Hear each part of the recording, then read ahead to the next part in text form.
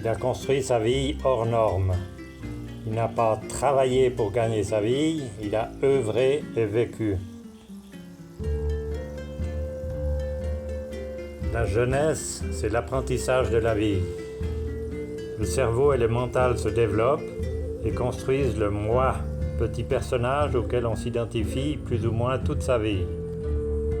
Mais on pourrait imaginer une autre forme d'apprentissage. La vieillesse, ce devrait être une préparation au passage de la mort.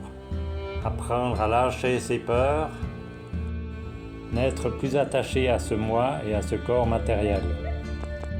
Ça ne veut pas dire se détacher de la vie et ne rien ressentir, bien au contraire. Ainsi le je, l'être éternel, que l'on a peut-être ressenti et perçu lors de grands calmes intérieurs ou de rêves conscients, pourra se libérer du moi et continuer à être dans l'univers. Il essaye d'oublier les croyances et les théories et veut découvrir la réalité en ressentant avec son corps et ses sens. Comme un gamin qui a besoin de mettre son doigt sur une bougie allumée pour s'assurer que la flamme est brûlante. Il s'est inspiré de la philosophie de vie orientale qu'il a aidé à ressentir jusqu'au plus profond de son être lors de grands calmes intérieurs et percevoir que son corps était vide, comme dissous dans l'environnement. Le temps et les bruits s'arrêtaient, les douleurs éventuelles disparaissaient. Mais le je était toujours conscient de ce corps vide. Où était-il donc ? C'est aussi cela, la réalité, une réalité.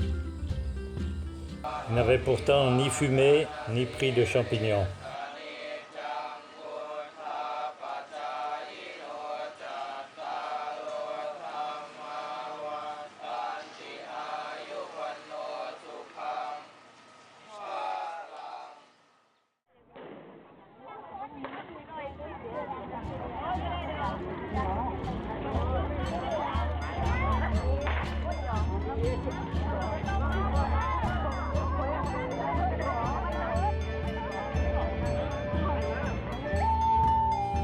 Alors pourquoi Kanun ? Vous allez tout savoir. Voici ce que dit Wikipédia et la traduction thaï-français.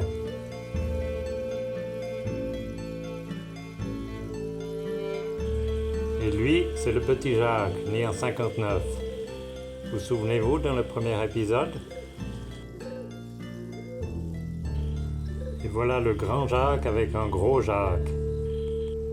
Mais revenons sur ce qu'il a dit précédemment.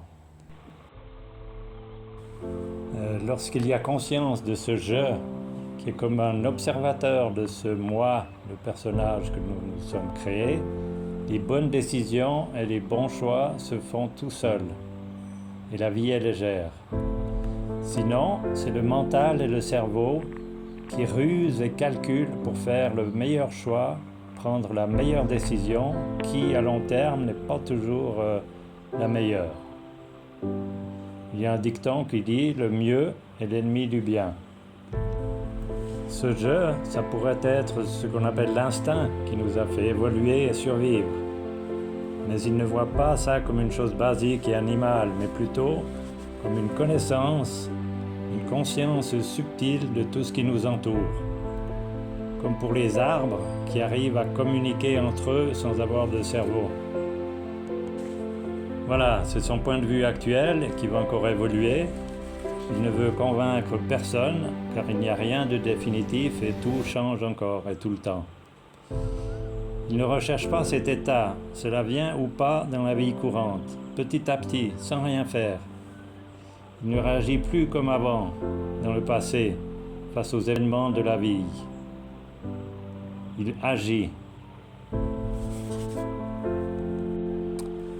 Vu sous un angle plus scientifique et matériel, c'est comme si le circuit de neurones programmé dans sa jeunesse se dissolvait et se reconstruisait différemment en lui permettant de ressentir sans amplifier ses émotions et agir juste, sans exagération. Ce changement s'opère tout au fond de lui, sans effort, grâce au silence petit à petit et non juste avec le désir mental de changer. S'il y a trop de désir, le changement sera que superficiel. Voilà, ce sera le mot de la fin. Je vous ai assez saoulé avec mes élucubrations. Vous devez vous dire, ben le gars il est sûrement perché. Mais voilà, c'est le message qui me venait à l'esprit maintenant. Avec ce merveilleux lever de soleil, c'est une nouvelle vie qui recommence chaque jour. Le temps n'existe plus.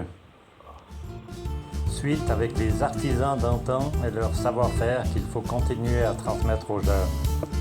Il espère que les graines semées germeront un jour.